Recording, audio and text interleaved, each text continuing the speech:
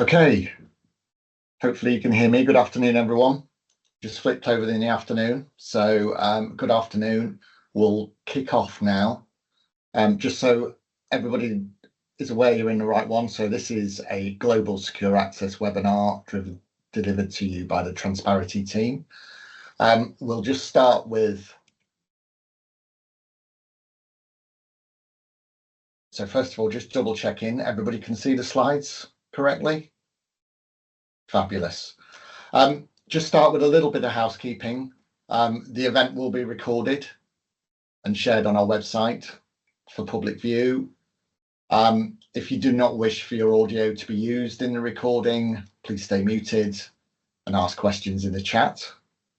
And if you do have any questions, please do send them in the chat. We're quite happy to stop and start during the webinar to pick some of those questions up as well. So just a little bit on agenda. We've got various people speaking today, including each of them will introduce themselves during their specific section. From an agenda perspective, we're going to cover Microsoft's roadmap for global secure access initially, some information on the legacy tools and risks that GSA can replace, how GSA addresses threats with both Entra Internet Access and Entra Private Access. We are going to do you a demo, which Rob on this call will be driving, and then there'll be some options for Q&A. So first of all, just to start with who we are. So for those that don't know, we are the most accredited pure play Microsoft partner in the UK. We also have a dedicated cyber practice. We are, as you might expect, a Microsoft solutions partner in security. We are also a member of MISA, so the Microsoft Intelligent Security Association, still a relatively exclusive club with only 150 partners in there globally. And just to big us up a little bit, we have been a finalist in MISA's Microsoft MSSP of the Year, including this year. So that puts us in the top 5 of the Microsoft MISA club from a MSSP perspective. We're also Microsoft MXDR verified from our managed services point of view, and we offer both cyber professional services and cyber managed services. So that's essentially who we are. Where we're going to start today is we've got a special guest from Microsoft, Jonathan Burnett, and I'm going to hand over to Jonathan. Jonathan, if you'd like to take control, thank you. Great. Thank you ever so much, Jason. Thank you for the opportunity to be here today, to be able to talk things through. And yeah, as Jason says, I'm a global black belt within Microsoft's cybersecurity team, focused on our advanced identity solutions. And during 2025, we've seen a huge increase in the people within organizations to coming to me and asking, look, we need some help, we need some support with our identity security. We've all seen the stories in the news around organizations through social engineering being attacked, and and the attackers actually logging in rather than hacking into the systems. We've heard stories around how organizations people have picked up the phone, called organizations, and rather than just getting people to change passwords, they've actually used a help desk to add users into specific administrator higher privilege groups that has allowed them to have greater access within the organization. So what can Microsoft do in order to be able to help and support with that? I mean, we've had sort of like a history of identity within Microsoft, starting on with Active Directory and the on-premises identity solution, where organizations have used that as their single source of authority around identities within the organization. But as we've moved into a more cloud-centric approach, that we've sort of like got Entra ID, which is providing the cloud-hosted identity solution, and quite frequently in a hybrid ecosystem alongside the Active Directory solution as well. But now, as we need to sort of like look into this, we need to sort of like examine what are the philosophies that as organizations that we need to own, what are the philosophies that we need to focus on. And different organizations are on different stages of the journey on moving towards zero trust and making sure that their users only have the privileges and the permissions that they should have at the time that they have those, and working through ensuring that sort of like the tools and capabilities that they've got within the organizations that people are that you're in a position to be able to take advantage of those.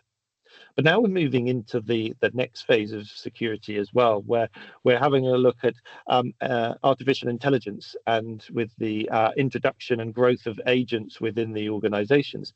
How do we make sure that as organizations, then we take advantage of those tools and technologies, that we've actually got security around those as we adopt those in order to improve our efficiency? So within Microsoft, we've sort of like looking at the all of those areas from a security perspective. So within sort of like Microsoft Entra Solutions, we can help you establish zero trust within the organization, for your employees, for your customers, your partners, and no matter where your applications and resources are, whether they're hosted in Azure, whether they're in your own data center, or whether they're in other clouds within the organization. How do you make sure that your users only have access to the resources that they should have at the time that they have them? So let's take a look at sort of like the zero trust pillars. You know, we say that identity is the new perimeter, where we've moved away from sort of like the hard exteriors of firewalls with a soft exterior in the middle, and now sort of like in particular with our movement to hybrid working, how do we make sure that those identities not only have access from the specific endpoints, but they're going into the accessing only the data that they should across networks that we want them to be approved from, into infrastructure that there is hosted and that we want them to connect to, and all being able to be monitored through the unified security operations perspective there. But now we're working with sort of like those zero trust pillars in order to be able to introduce sort of like a new pillar to the zero trust framework that we've got within the Microsoft ecosystem. And now we're introducing agents and AI into that as well, which is how do those identities, those endpoints and data work alongside the agents, and how do those agents and AI integrate with those, and how do we make sure that as we're taking advantage of them, we can extend the security philosophy that we have for users into those agents and AI systems as well.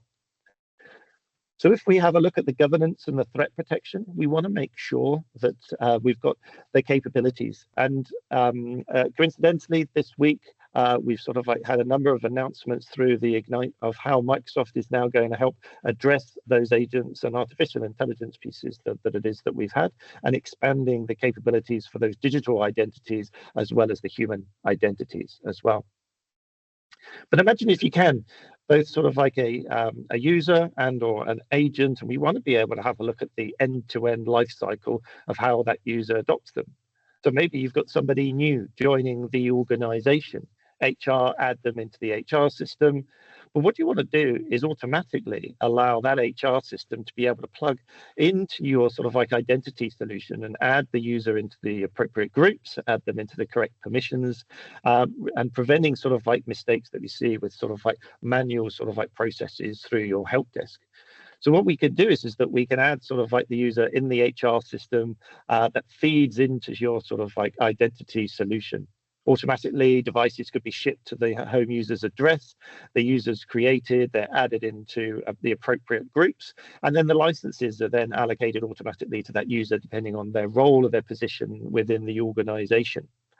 On the day that they join the organization, their account's enabled, a temporary access password is sent out automatically. You can use facial recognition to prove that the user is who they say they are and compare that either to an internal sort of like facial recognition or potentially sort of like an identity solution such as a driving license or a passport within them. The device is onboarded, they get access to all the permissions, and importantly, they get access only to the specific network resources that that user needs to have access through to.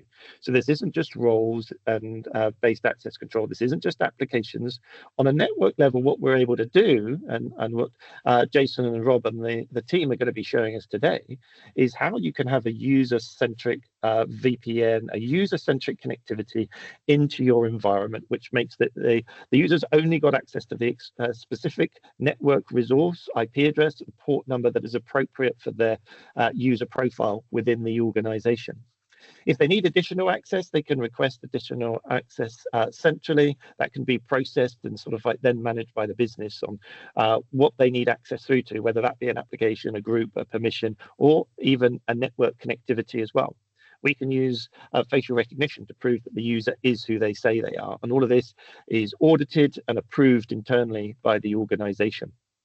If a user changes roles, they lose all their permissions, they lose the network access that they had for that particular role, and then they're given the new permissions, they're given the new access that it is that they need for their new role within the organization. And eventually they leave the organization, the account is disabled, all of their permissions are revoked, the network access is revoked within the organization, and everything then is secured for those inactive users. And finally, maybe 30, 60 days after a user leaves the organization, the account is deleted and we can move on.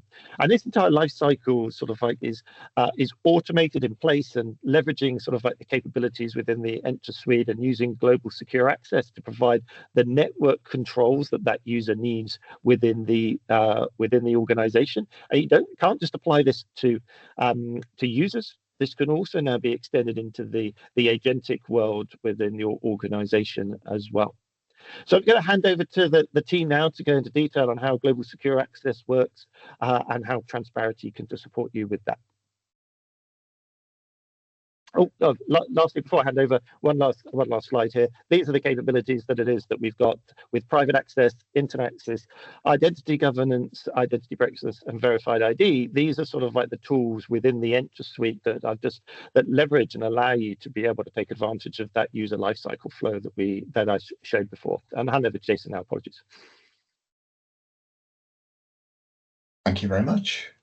So let's see if we can move that. Okay, so just to briefly introduce myself for those that don't know me. So Jason Curtis, cybersecurity pre-sales architect within Transparity. So probably tell by the grey hair, been involved and engaged in cyber for far too long, several decades, and directly within the Microsoft ecosystem for the last 4 years. So really pleased to meet you all. What we'll do in this next section is, first of all, I'll talk a little bit about the trends we are seeing in cyber and why GSA is important to address some of those trends. And then we'll put more of a laser focus against GSA itself. So let's move on. Okay, these particular trends are from the Microsoft Digital Defense Report 2025.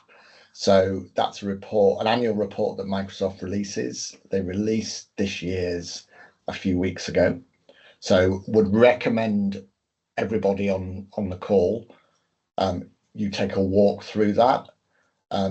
It's great reading. Even, to be pretty honest, even if you just ask Copilot to summarize it for you, if you don't have that kind of time, it's still worth doing.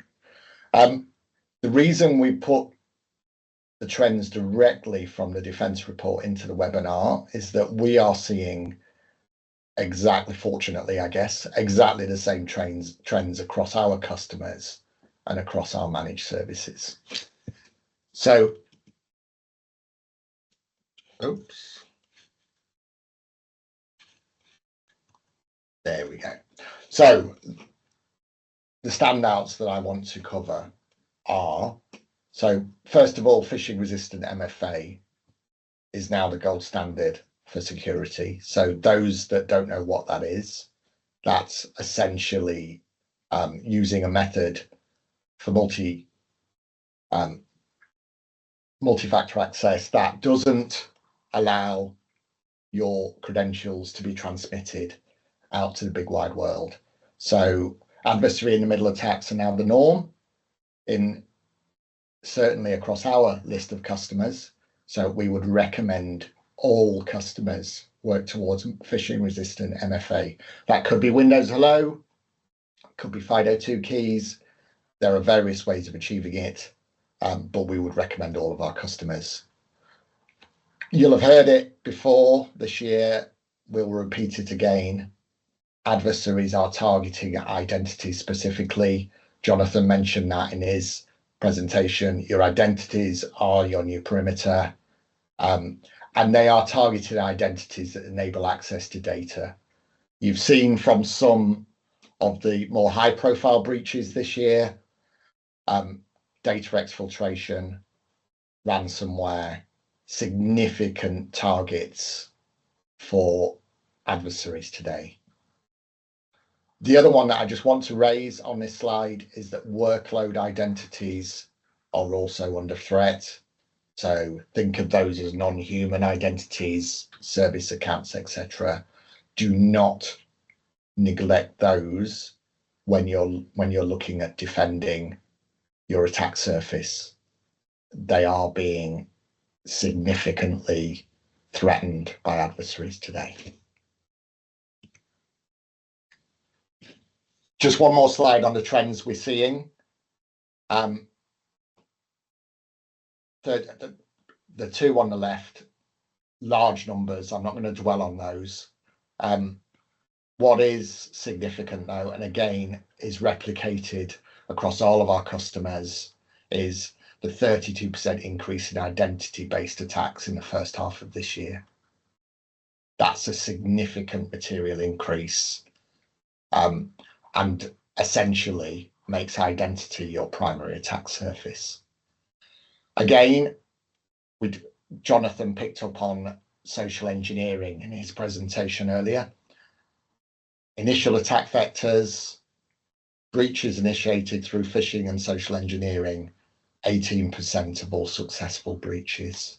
Again, a material percentage and an area that all of you should focus on when it comes to putting controls against your attack surface.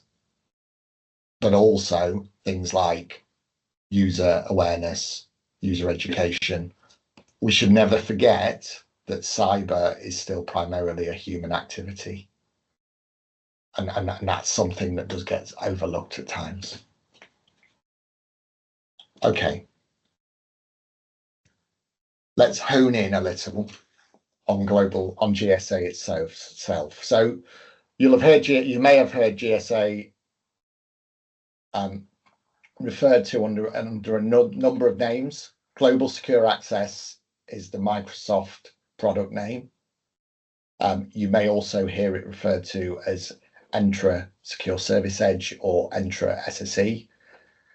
You may also hear the two sub-products that sit under Global Secure Access, so Microsoft Entra Internet Access, Microsoft Entra Private Access.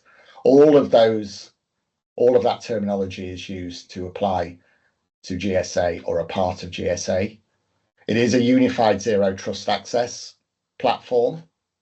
It gives you next generation, which is the point, next generation secure access, private apps in your on-prem environment, SaaS services, and internet protection. It leverages zero trust network access. It is not just another VPN. Jonathan mentioned it earlier. ZTNA is very different to your traditional or legacy VPN in that it only allows you access to the applications and the resources that you are targeting in your access requests. This limits any kind of blast radius, so should an adversary be enabled to log into the environment It also looks to eliminate exposed VPN gateways.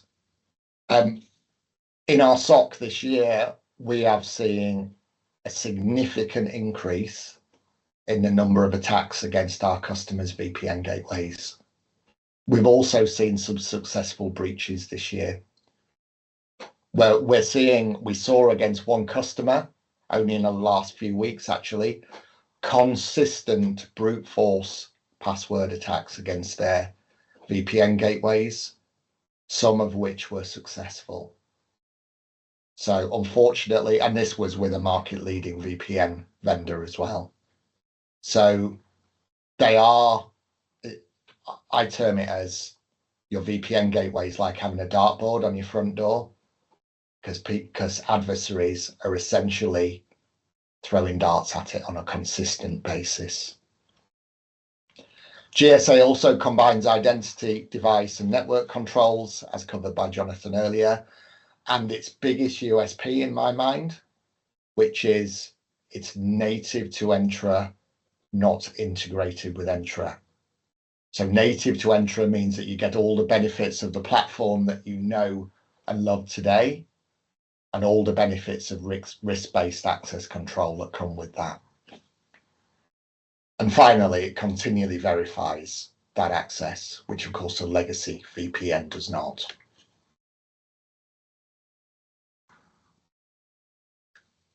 Why would you consider GSA now? I guess for all the reasons we've just talked about.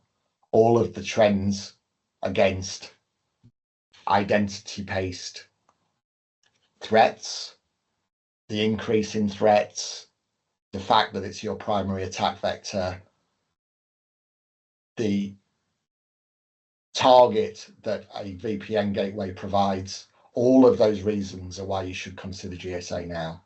It will improve security. It will also improve user experience. I'm sure most of us have sat in a world where you have a third-party VPN provider, you try and get to your resources and you say to yourself, oh darn, I'm not on the VPN. You therefore go through quite a process to connect and you finally get to your resources. GSA significantly improves that user experience. There's also the potential to simplify and reduce costs for your on-prem appliances, etc., and also integration out of the box with the Microsoft ecosystem. Any third-party infrastructure you have to integrate, Entra GSA, Entra SSE, Global Secure Access comes pre-integrated with your wider Microsoft environment. And of course, we've already talked about the zero trust strategy. So I don't want to do that to death anymore. So move on. For some reason, the slides aren't moving for me. How does GSA address cyber threats? We've covered some of this already. There are specific threats covered by Entra Internet Access, which of course at the end of the day secures outbound internet traffic. I won't walk through them one by one. There are specific threats against that Entra Private Access covers. I covered ZTNA access, eliminating VPN vulnerabilities, continuous identity and device posture verification significantly improves your security posture. If you look at it holistically, what outcome are you looking for? Well, you're looking to prevent phishing, malware, ransomware via secure browsing. You're looking to shield your private apps from public exposure, so not even show a VPN gateway that indicates that something might be behind it. You're looking to reduce your attack surface at the end of the day. And you're also looking to monitor traffic with advanced analytics. End-to-end zero trust is really important. That was the essence of Jonathan's presentation. Implementing GSA, also the rest of the Entra suite, part and parcel of delivering end-to-end zero trust in your environment. roughly 75% of organizations are on a zero trust journey today. Gartner is suggesting that'll be 90% in a year or so. I would suggest everybody on this call should be looking towards an end target of end-to-end zero trust.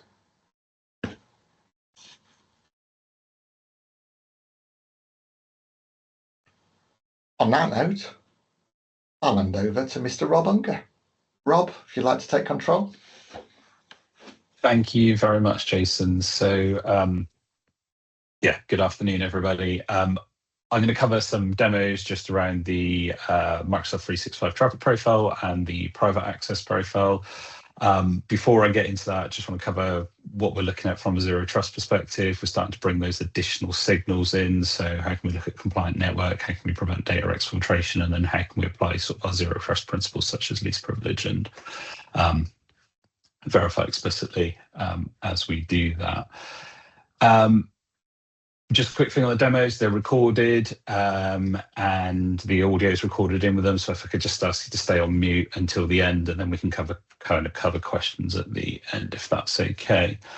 Let me just get rid of that out of the way. So no further ado, let's just run that. The first scenario that we're going to cover is using the compliant network signal in conditional access to permit or rather deny access to Microsoft 365 resources. So we'll start off in the Entra portal with conditional access, just to give you an overview of the policy. And then if we just, so you can see we have a conditional access policy here, network block, compliant network, M365 access, specific users, any network locations included, compliant network locations are excluded, no additional conditions, target resource just for completeness, Office 365, and the access control is block access. So if we go across to Dave's computer, sign in. Dave doesn't currently have the GSA client installed. So he is a member of that compliant network group. So long as his device starts up, what we can do, and I'm not, like I said, not applying any additional conditions in the policy. So if we just try a typical SSO authentication, you can see that you cannot access this resource. You cannot access this right now. We can see that OneDrive's now started and it's saying you need to re-enter your credentials. Again, if we try and do this, we're going to get exactly the same error. And if we go into Outlook, try to get to our email, and then we'll just give it a second. We're going to get exactly the same error. Right. So to remediate this, we're going to go to the company portal, and under our apps, we're going to go get our global secure access client. So we'll just install that. It's going to take a moment, so I'll pause the video now and we'll come back to it when it's done. Okay, so the client has just finished installing, took about a minute. So close the company portal.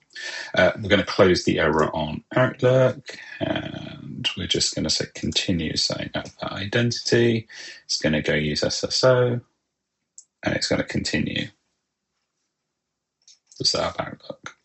We just go back to the Microsoft portal, and again, if we just go to office.com, click sign in, we can now see that I'm being permitted access. And just for completeness, if we go back to OneDrive, which is here, we're just going to close that, tell it to try again. And there we go. We're all signed in. Takes up off mute. Okay, so what we've just seen is that we've used the compliant network signal, which is the Microsoft Global Secure Access Network, to as an additional signal to inform access. What you didn't see is I was also requiring a compliant device to build that tunnel. The device is enrolled into Intune. It's sending a strong signal of compliance. So we've got Defender for Endpoint embedded in. We're sending a risk signal across as well. You'll notice that from installing the client to the user getting connectivity, there was no additional activity involved. It uses Windows authentication in the background. It's using SSO, so it's establishing that tunnel as soon as the client starts. The user doesn't have to do anything. We're going to take it one step further. So we're going to go to the next demo. Please feel free to pop questions in the chat or come off mute, raise hands, whatever, if there are anything, and we'll come to them at the end. But we're going to go to the next demo. We're going to start to extend that M365 traffic profile now. Okay, so the next scenario we're going to look at is a sort of data loss prevention scenario using the GSA client. Now that we're connected to the M365 profile, we can actually leverage some of the features inside Entra ID. So in this instance, we're going to look at external identities, cross-tenant access settings. And what we're going to be able to do is use the GSA client to implement something called Universal Tenant Restrictions version 2. So what that's going to do is it's going to adhere to the settings that we have configured here as to which Entra tenants and Microsoft 365 resources our users can authenticate against. And that's not just with their credentials we've issued, but what if they're bringing their own tenant or even a personal Microsoft account into the mix? We want to make sure that we're preventing sort of any possible data exfiltration paths. So as you can see, tenant restrictions here, I have external users and groups and external applications all blocked. And then I have a couple of organizations that I'm allowed to collaborate with. So from an end user perspective, if we just dip over to Adele's machine, we're going to start an Edge session. I'm going to just drop to a guest because we don't want to be using SSO. And we're going to go to Office.com again. And if we click sign in, now this time, rather than authenticating in our tenant, we're going to authenticate in a different tenant. And it's going to prompt for the password. And immediately I'm going to get blocked. We get a nice error message which basically says that our IT department has restricted which organizations can be accessed. Contact the TestEnva UK IT department to gain access. So this could then become a service request. I need to access this and I need to collaborate. So there's just some checks and balances in place before we go let users authenticate against different tenants. And so let's show you the personal one as well. So if we go to onedrive.live.com, if I can type, we're just going to sign in here. Just going to sign in with a personal account.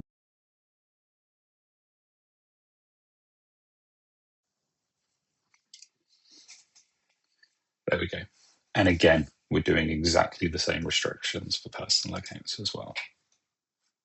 Okay, so that's us leveraging the M365 profile. Essentially, we've got the client on the device. We're constraining, or we're putting some additional sort of evaluation against connecting to M365. That's great, but then let's talk about private access and how we sort of implement those profiles as well. Okay. So in the context of the private access or private access traffic profile for part of GSA, we're going to just go through a couple of scenarios in which we can sort of issue apps to users, deliver them via the Global Secure Access client. So just going to jump to the Enterprise Applications section of the private access or GSA part of Entra. Now, it's really important to know that these are just typical enterprise applications. You don't need to come here. What you could do is just go to enterprise applications in the Entra portal, and they will be here. We can just filter them, and we can better filter them in the Global Secure Access portal. So you can see I've got a few applications here. Show you what one of these looks like. Nice simple one, internal website. So all your typical enterprise application settings. Is it enabled for the users? Is assignment required? So on and so forth. Who has access to it? So for this one, we can see that it's just the Dan and myself that have access. If we just look at the network access properties, see we're using a fully qualified domain name. That's the name of our host. We're only publishing port 443 on TCP, so there's no UDP connectivity. There's no access to that IP address on any other port as part of this enterprise application.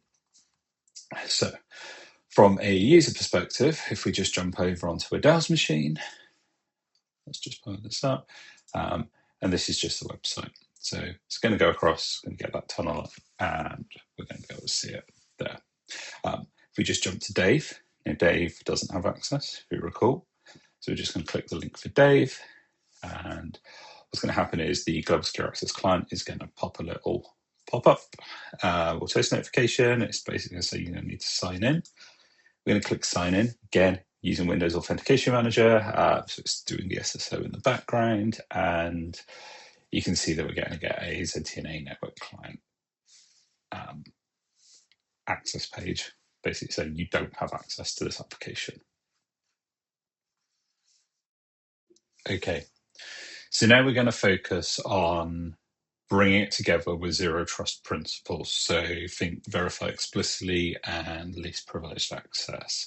What we're going to do is we can take a different application delivered using the private access capabilities, and we're going to connect it with conditional access policies and with identity governance capabilities such as access packages in Entra ID. So I have a resource here, virtual firewall remote access. If we go and look at the access properties, we can see it's an IP address, a couple of ports using TCP IP, so very similar to our website one. If I look at the assignment, only I'm permitted to use this app at the moment. And if we look at the profile, we can see that assignment is required to use this application as it should be. So for me, if I just pop into a terminal session and say SSH admin at 10.1.2.1, then I'm going to get an authentication request. So this is our sort of conditional access policy applying to the application and saying, I need you to sign in every time, and I need you to provide phishing resistant MFA in order to access this application. So I'll pop our Hello for Business pin in, and it's going to prompt me for my credentials.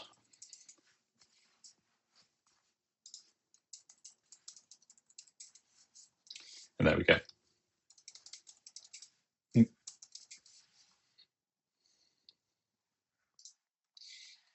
Now, if I jump over onto Dave's computer and I have Dave do the same thing, you saw that no one other than Rob had access to that application. So we're going to get a similar application error for Dave as we did before, where we're going to click the sign in box and we're going to prove that we are who we say we are.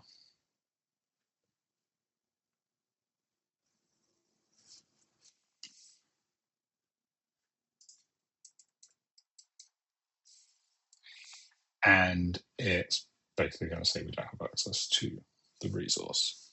So we're going to come out of there and we'll just close this down for a moment. If we go to myaccess.microsoft.com, it's where we publish access packages for users. Click on the access packages and you can see I've got one suggested here. I can request access to that. Now, it could be that you had an approval workflow off the back of this. So it might be somebody else needs to approve it or what have you. We would have that here, but for the purpose of the demonstration, we're just going to have to provide a justification. So I'll submit the request and I will get this through to say that it's being processed. If I go to my active and just give this a quick refresh, we can see that I've got access to that package. So then drop into terminal again, say SSH admin at 10.1.2.1.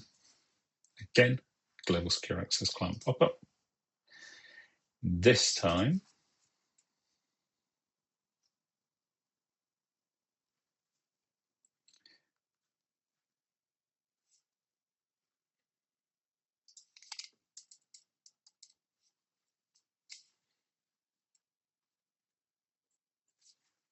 and get access to the resource. So there we go. You can see how we have taken the traffic profile, we've taken a resource. In answer to your question, Simon, yep, absolutely. We can, it could be a file share. It could have been that we need to go get a Kerberos ticket from a domain controller, for example. So, 88.145, not 145, 135, so on and so forth.